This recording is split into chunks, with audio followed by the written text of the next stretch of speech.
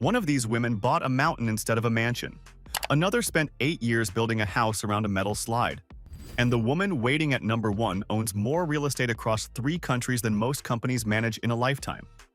So here's what we're doing today. 8 of the richest, most influential women in Philippine entertainment, ranked by what they actually built with their own money, farms, fortresses, and one property empire that stretches from Beverly Hills all the way to General Santos City. We're starting small and climbing straight to the top. Number 8. The Palawan Hideaway, Katrina Halili. Let's get one thing straight before we even start. This isn't a mansion. It's 13 hectares of raw land in El Nido, Palawan, the exact town where Katrina grew up, and that's the whole story right there. She could have chased a gated address in Manila like everyone else. Instead, she put her showbiz money straight back into her own hometown, and locals just call it Katrina's farm now.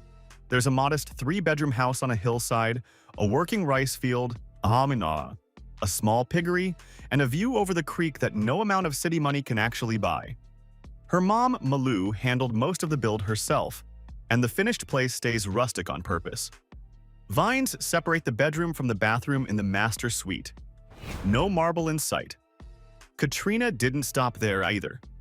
She added a mini hotel and dive shop nearby called Palawan, run for her brother Iani, a professional diving instructor, and she leases several rooms out long-term, including to a group of military pilots on year-long contracts. That's steady income, not flashy, just dependable. Back in 2021, she admitted something honest. She still didn't technically own a house there herself, since the land belonged to her mom, so she set a public goal to finally build her own. No rush, no pretending, just land, patience, and a farm that pays her back every harvest, which she said will protect her long after the acting jobs eventually slow down. It won't win any architecture awards. It'll just keep making money quietly, year after year. Her brother Marian still runs the dive shop day to day, and Katrina checks in whenever her shooting schedule allows, treating the whole thing less like a passive investment and more like a family business she stays hands-on with. El Nido itself has exploded as a tourist destination over the last decade, so even without touching a single brick, the land under that farm has probably climbed in value right along with it. She's mentioned wanting to eventually add a small restaurant on site too, letting visiting tourists actually taste food grown on the property, turning the farm into a real destination instead of just a private hideaway off the main road. She's also brought her own siblings into parts of the operation over the years, giving the whole property more of a family-run feel than a typical celebrity investment managed from a distance through a property manager nobody's ever met. Number 7. The 3-City Family Plan, Judianne Santos. Judianne doesn't have one house. She's got 3, spread across 3 completely different places, and each one exists for its own reason. Home base is Ayala Alabang Village in Muntinlupa, a gated Manila suburb built for actual families, not for showbiz photo shoots. This is where she and husband Ryan Agoncillo raise their kids day to day.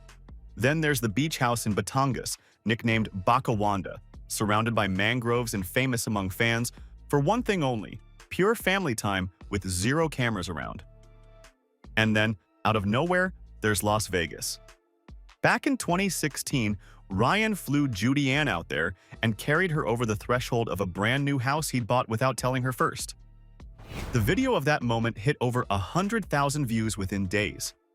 Nobody's ever confirmed exact prices on any of these 3, but Manila real estate watchers treat Ayala Alabang as the real anchor, with Batangas and Vegas playing more like lifestyle bets. Ryan later explained the Vegas purchase simply: the family was just testing out what life in the US might look like someday. Nothing permanent yet.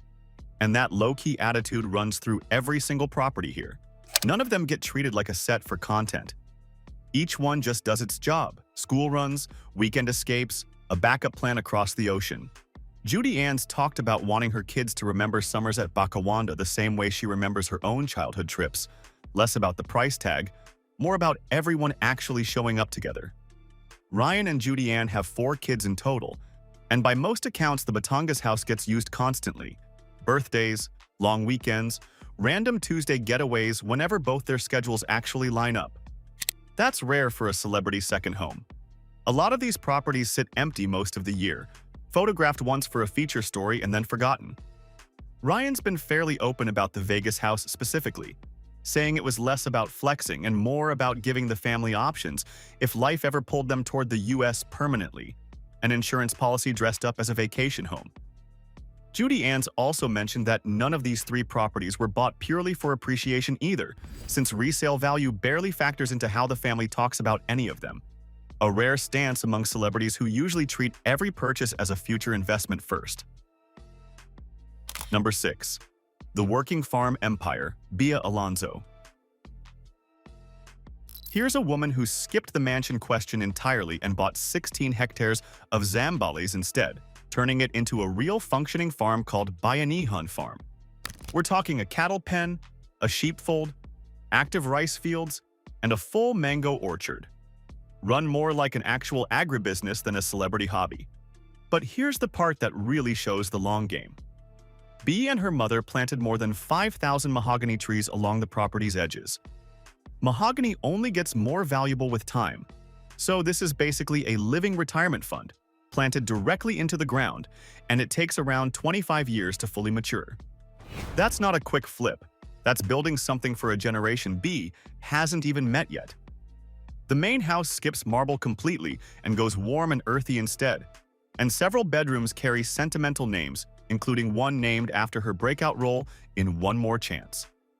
Solar power runs the whole property, lighting the paths at night for free, and the amenities stay rustic on purpose: a treehouse made from reclaimed wood, a basketball court that doubles as an event space, and a calamansi orchard that pays local staff their own separate income, whether Bea's on set that month or not. Local hires handle the cattle and the harvest year-round, and Bea said keeping the farm fully staffed was never up for negotiation, even in years when the property wasn't making much money yet. She didn't build a mansion here. She built something closer to infrastructure, the kind of asset that just keeps paying out long after the cameras stop rolling. Bea's talked about picking Zambales specifically for the soil and the distance from Manila, close enough to reach in a few hours, but far enough that the land was still affordable when she first bought it. That timing worked heavily in her favor, since provincial land near major farming regions has climbed steadily as more wealthy families start hunting for exactly this kind of retreat. The property employs a full-time staff of local farmhands and caretakers too, which means Bayanihan Farm creates real jobs for the surrounding community, not just a private escape that only Bea's own family ever gets to enjoy. She's talked about wanting the farm to outlast her own acting career entirely, something her family can point to decades from now regardless of whether she's still taking film roles by then. Number 5. The Flowerhouse, Marian, Rivera. Tucked inside one of Makati's most exclusive villages sits the Dantes family estate, and industry estimates put its value at hundreds of millions of pesos. Marian and husband Ding Dong oversaw nearly every design decision themselves, and it shows. The architecture blends modern brutalism with pure Filipino warmth. Stone and glass softened by an explosion of greenery Marian insisted on throughout, a clear nod to her own floral business, Flora.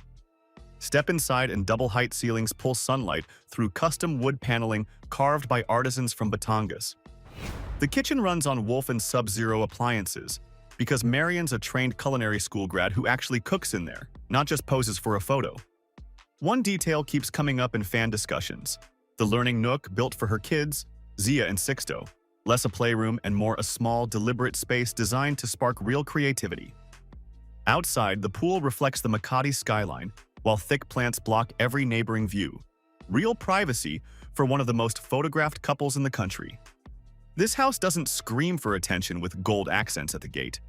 It whispers instead, through material quality and ceiling height, the kind of quiet that only real money can buy in the middle of a crowded city. Friends who've visited say it feels genuinely lived in. Kids' drawings on the fridge, real clutter in the playroom, none of that sterile showroom energy some celebrity homes lean into. The couple actually dated for years before marrying in 2014, and this house came together slowly over that same stretch, added onto and adjusted as their family grew rather than finished all at once from a single blueprint.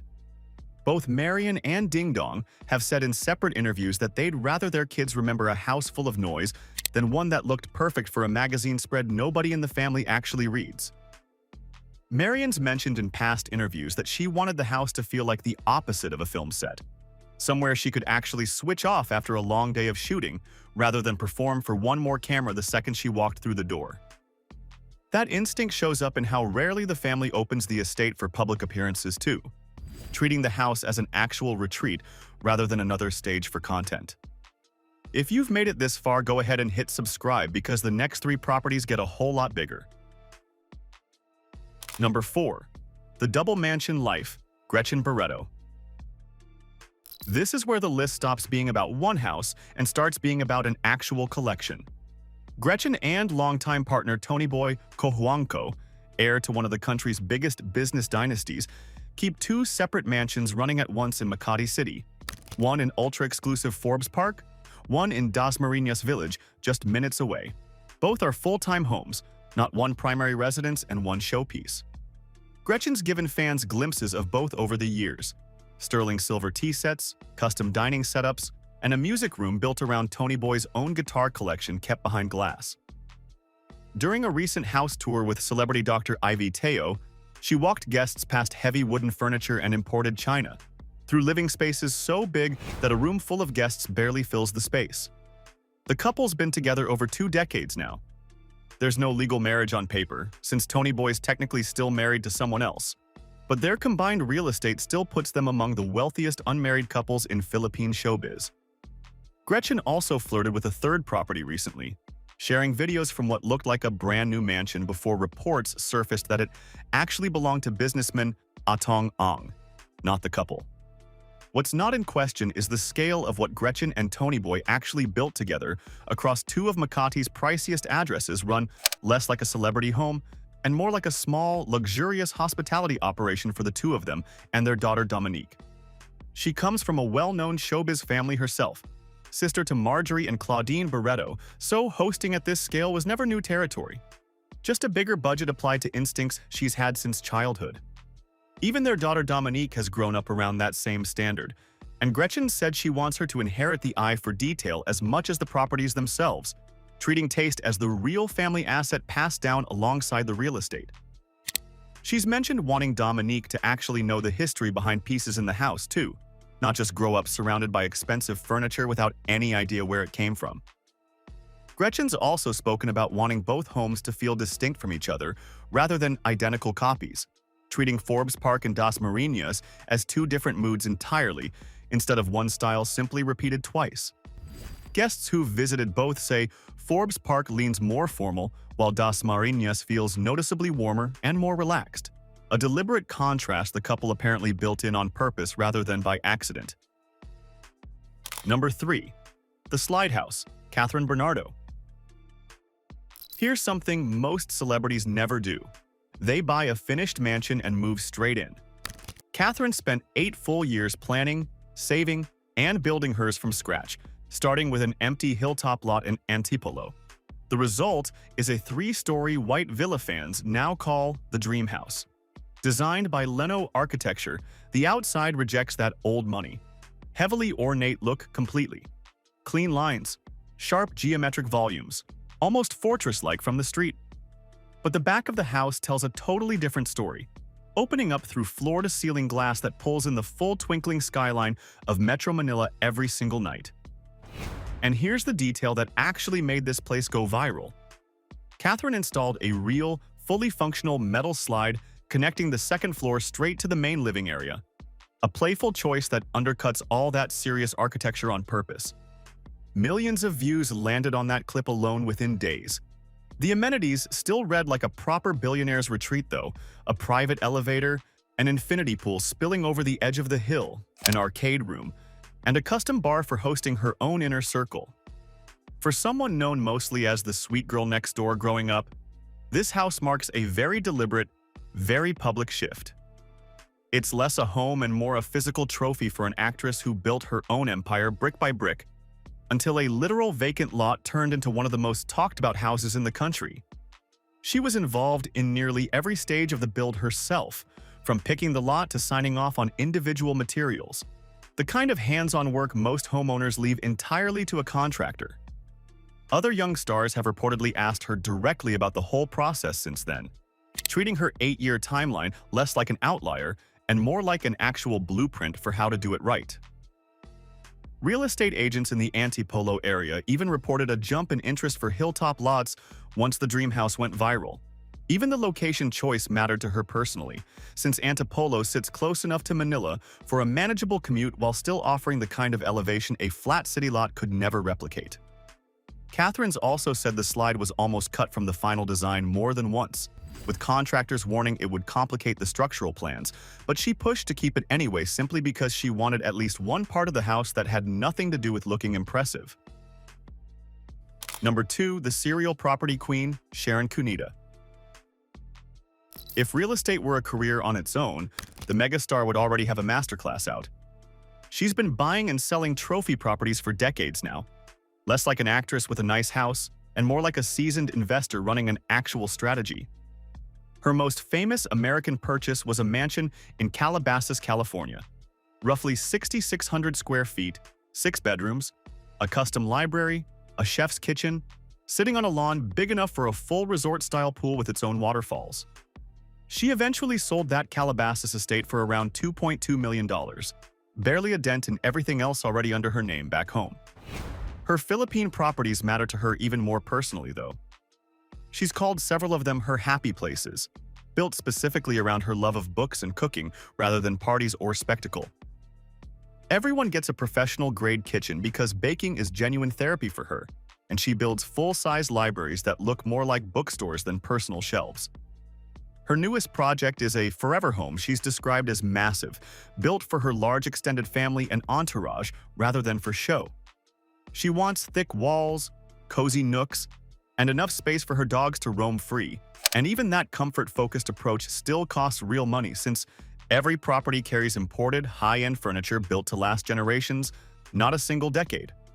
What sets Sharon apart from everyone else on this list is simply how long she's been at it. She was flipping and holding properties long before real estate became a standard celebrity side hustle, and she's been just as open about the deals that didn't work out as the ones that did. A few properties over the years got flipped at a loss or sold faster than planned, and she talks about those misses in interviews just as freely as the wins, which is rare in an industry where most celebrities only ever show off the properties that actually paid off. That honesty's made her something of a reference point for younger stars trying to figure out their own real estate moves. Someone who's clearly done the math across decades rather than gotten lucky once. Younger stars in the industry have reportedly reached out to her directly for advice before making their own first big property purchase, treating Sharon less like a fellow celebrity and more like an actual mentor on the financial side of fame. Number 1. The three-country empire, Jinkee Pacquiao. We've arrived, and once these numbers stack up side by side, it genuinely isn't close. Start in Beverly Hills, where Manny and Jinkee bought a 10,000 square foot mansion on Summit Circle for $12.5 million in 2015, beating out 2 rival bidders for a property that once belonged to Sean Combs. That alone would top most celebrity portfolios on its own. But the real weight sits back home. Their Forbes Park mansion in Makati, originally bought for 388 million pesos in 2011, has since been independently valued above 2.3 billion pesos, a 5-fold jump that turned one property into more wealth than most entire family fortunes ever reach. Then there's General Santos City, where locals simply call the family's home the White House, a nod to the American landmark, complete with its own basketball court and swimming pool. A literal symbol of the family's rise from real poverty to generational wealth. Add the Ligao house they refused to sell even after everything else got built, more residences scattered across Laguna and Sarangani, and Manny's own government filings listing more than 100 separate real estate properties worth over $1.5 billion pesos combined. And the gap becomes almost impossible to compare to anyone else here.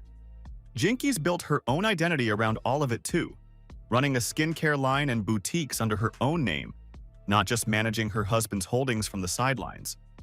From a cosmetics counter in General Santos to a portfolio spanning 3 countries, her empire earns the top spot because nothing else on this list even comes close to the same number of zeros. Every other woman here built 1 or 2 properties around a clear idea: patience, privacy, comfort. Jinkee and Manny just kept buying, city after city, until the collection itself became the real flex. The Forbes Park home alone went through a full renovation between 2018 and 2019, and the family rented a place nearby just to wait it out rather than rush the finished result. The same kind of patience that shows up in how methodically this entire fortune got built. What started as one boxer's prize money back in the early 2000s has turned into a real estate footprint that outpaces plenty of actual corporations, built one property, one country, and one very patient decade at a time. So there you have it. From a 13-hectare farm in El Nido to a billion-peso empire spread across 3 countries. Real wealth in Philippine showbiz looks completely different depending on who's actually building it. Which property surprised you the most? Jinkee's Beverly Hills mansion? Or Kathryn's slide? Let us know in the comments, and don't forget to like and subscribe to Her Status for more deep dives into the biggest female fortunes hiding in plain sight.